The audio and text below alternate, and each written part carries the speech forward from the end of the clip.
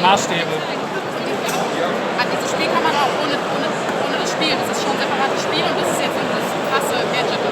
Das muss man selber machen, genau.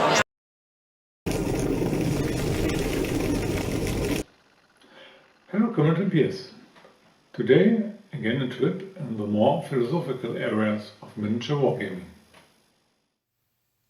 Most of us who buy a starter box of a wargame already know what they are getting. Some rules, dice and a lot of plastic screws. But in our mind we buy an entry card into a realm of adventure. We see rebels fight the Empire on distant planets. Tragedy and glory. The gaming industry doesn't sell product, it sells dreams like Hollywood or Disney.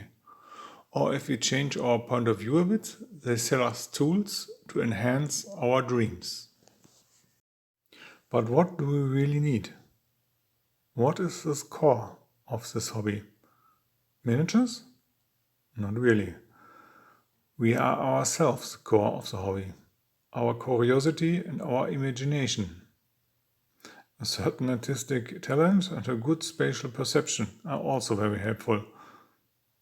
As I have to admit, this applies to most games or things that we actively play.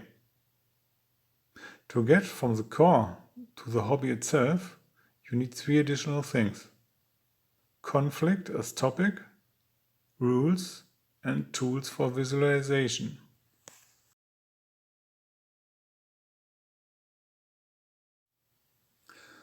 Conflict simulations is the central theme, mostly in the form of armed conflicts, but this also presents itself different in some border areas. For example, hackers in a type of cyber war. If you look further towards campaigns, then political or social conflict can also be represented. As adults, we need rules. They provide the basic framework within which we act. Children can play for a long time, without precise rules. They simply create and discard them as necessary. Unfortunately, most of us lose this skill as we grow up. That's why we need rules that we agree upon. Now we just need tools to better represent what is happening. It's actually just for visualization, but it's precisely in that area that we can really let it go. At this point, 3 groups of wargames separate from each other. Also, many often belong to multiple groups. There are the board players, who can usually purchase a complete package that they can start playing immediately after studying the rules. There are the computer players, some of whom may claim they don't even know the rules, which of course isn't true.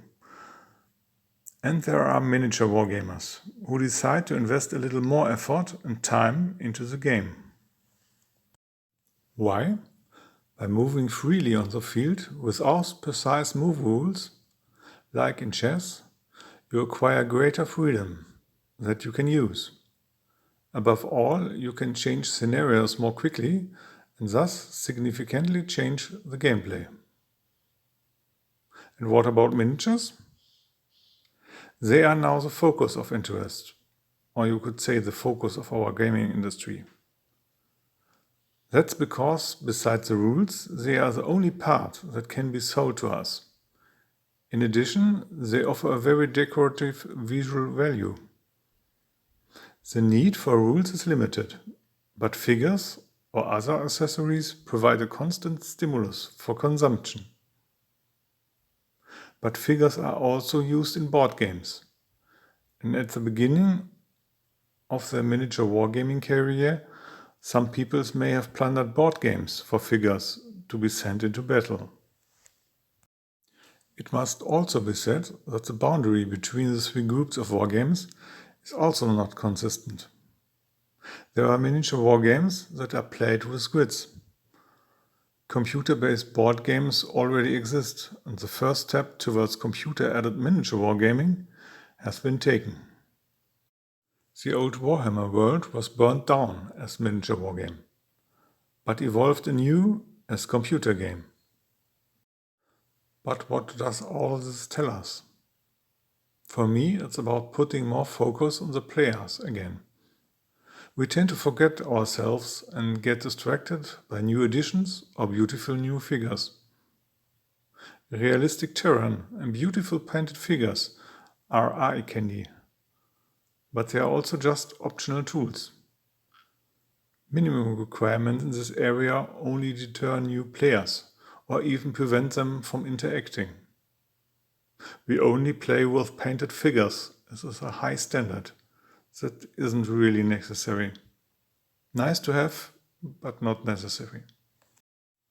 Games Workshop used to include counters in its rules, so you could get into the game quickly. Today, sometimes the starter box is no longer enough to get started. I bet some people have completely different opinions here. I'm curious to hear your opinion. This topic offers a lot of material for reflection and insights. Response is welcome. In any case, try to live your hobby the way you want. Till then.